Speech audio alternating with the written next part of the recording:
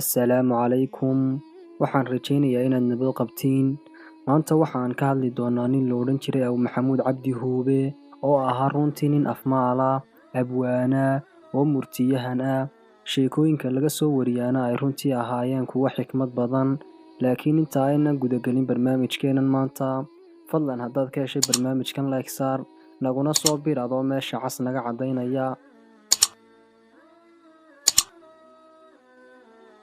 Haddii aynu ku bilowno murtiyaha laga hayo waxaa ka mid ah inuu yidhi 3 anigaa u joogay, 3na wiilkaygaa u joogay, 3na wiilkan awowga u ahay baa u joogi doonaa. 3 anigaa u joogay, tag la facaadiyo, tanaad geel loogu jecel yahay, iyo talo nin madax cad la weydiiyo. 3da anigaa u joogay, 3na wiilkaygaa u joogi doonaa, tag qurux loo guursado, tanaad nugul loogu jecel yahay, iyo talo dhalinyar la weydiiyo. 3daana wiilkaygaa u jooga, 3na wiilkan awowga u ahay baa u joogi doonaa, tag macsiyo ah, tanaad lacag loogu jecel yahay, iyo talo xafiis taalla. 3daana wiilkan awowga u ahay baa u joogi doonaa. Runtii innagu waxaynu ku jirnaa arrintaa dambe, allahayna badbaadiye.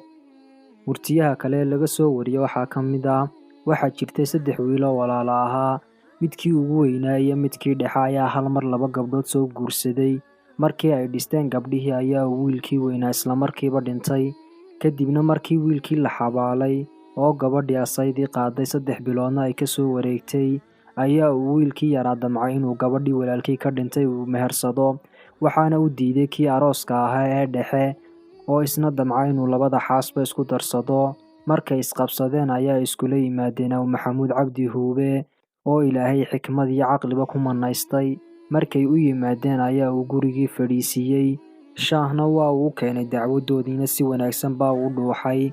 Bahal manuun la odhan jiray oo shaah lagu cabbi jiray ayaa uu soo buuxiyey, wuxuuna u dhiibay midkii xaaska lahaa ee rabay inuu isku darsado 2 gabdhood. Manuun kale oo uu siday ayaa uu la sugay ilaa inta uu tii kale ka dhammaynayay. Markii uu dhammeeyey ayaa uu ku yidhi tan kalena hoo. Markaas ayaa uu wiilkii yidhi, waan cabbeeyey sidee baan dhahaa tan kale. Aw-maxamuud baa yidhi, adigu sidee baad isku dhihi 2 gabdhood ee arooska ah? Sidiina 2dii nin baa uu ku kala saaray.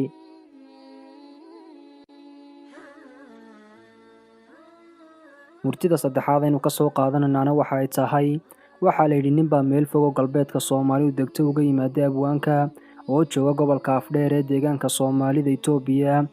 Ninkii sidii loogu soo tilmaamay markii uu soo gaadhay reerihii uu aw-maxamuud la deganaa.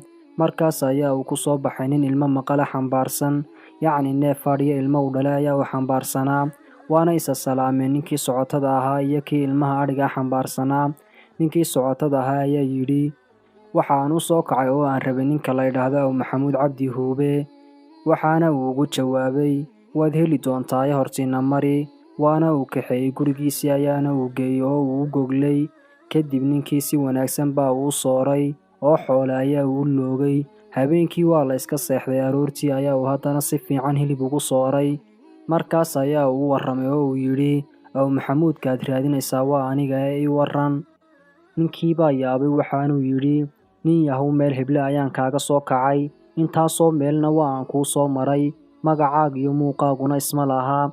Magacaagu waa uu dheer yahay oo waa lagu sheegaa meel kasta.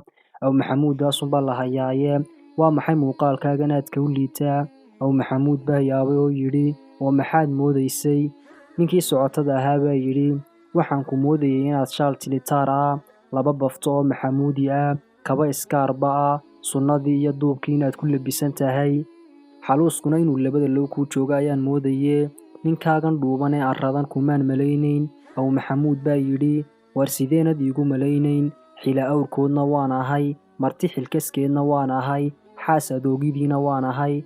Sidee baad xaluus iyo arradbax iyo xarraga iiga filanaysay? Xila awrkood baan ahay waxa uu uga jeedaa nin haween qaba baan ahay. Marti xilkaskeed baan ahayna waxa uu uga jeedaa nin deeqsiya oo martida u roon baan ahay. Xaas adoogii baan ahayna waxa uu uga jeedaa nin carruur aabba ah baan ahay. Halkaas ay noogu jooga barnaamijkeenna maantu. Wassalaamu calaykum.